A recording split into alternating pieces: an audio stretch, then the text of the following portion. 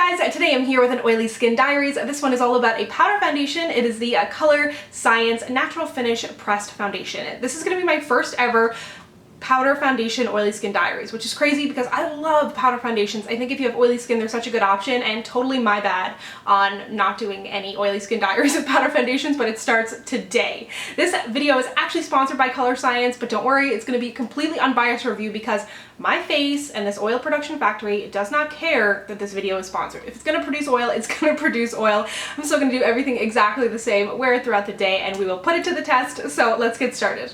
So this foundation retails for $55. You can find it on their website, but I also had a few people message me on Snapchat when I initially showed this product, and first of all, they were raving about their brush-on powder SPF, which I think is a genius idea, especially if you have oily skin, just to touch up and add a little bit of extra protection throughout the day. But I had someone be like, oh, I bought their concealer at my dermatologist's office, so I think that that is also somewhere that you can try and pick this up. I will link to everywhere I found down below. It comes in 6 different shades, which is skimpy. If you are familiar with powder foundations, sometimes they can come with less shades than your regular kind of liquid foundation, but at the same time 6 is pretty limited. I'm wearing the second deepest shade in Tan Golden. Comes in a nice kind of teal compact, and there's 12 grams of product in here, and I wasn't really familiar with how much product generally comes in a powder foundation, so I did a little digging through my collection. And my MAC Studio Fix comes with 15 grams. This Too Faced powder foundation comes with 11, so less than this one, and then the Maybelline Better Skin Superstay comes with 9. So it seems to kind of range a little bit in between 9 and 15 in my collection anyway, so this seems to be an average amount of products. But let's get into the application. I'm going to do it a little bit different today. I am going to put on my under eye concealer first, and then set my under eye concealer, and then go in with the powder. I've got a full powder foundation routine down below if you're curious as to generally how I approach powder, but I'm not going to put on any concealer on my acne or anything, so I want to see how much coverage we can get.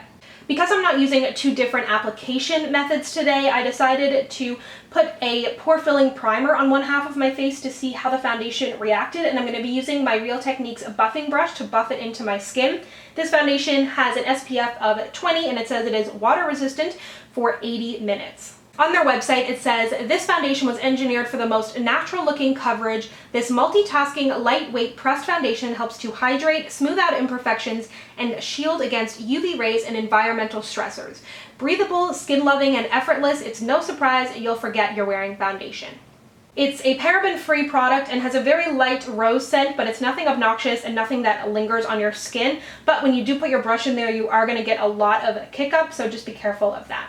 As for application, I feel like each side went on very smooth, the primed side versus the not primed side, so we'll see how they both last throughout the day.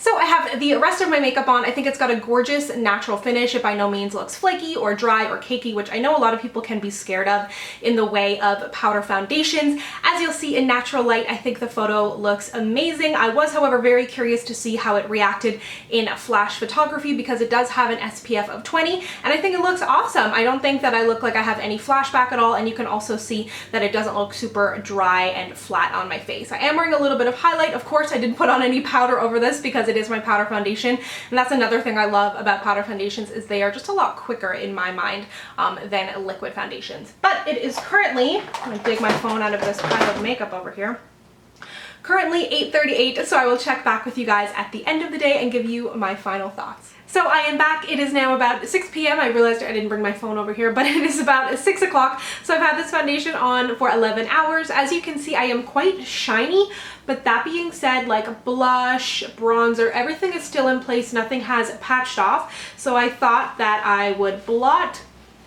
and then that way we can see how it does after blotting. I mean, generally I have to blot no matter what. It's just like oily skin life, as I always say. And I think like after blotting, I was gonna actually apply a little bit more of the foundation on to see, but after blotting, I think that it looks really, really good. I definitely would recommend this for people that have normal to combination skin. If you have oily skin, you're probably going to want to blot and add a mattifying primer, which is just the way it goes. If you do have quite textured skin, I feel like it did kind of show my pores a little bit more than normal.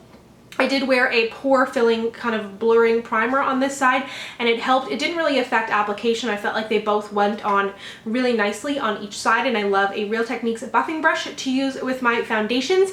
But I think that this is a great foundation. A little bit of a downfall is the number of shades, but if you can find a shade to match you, I think it's a great option, especially because it has SPF in there. I also like this to set my foundation, so if you're using a lighter foundation, you want to bump up the coverage of your foundation, it is great to add a really kind of higher coverage powder over it to really amp that up.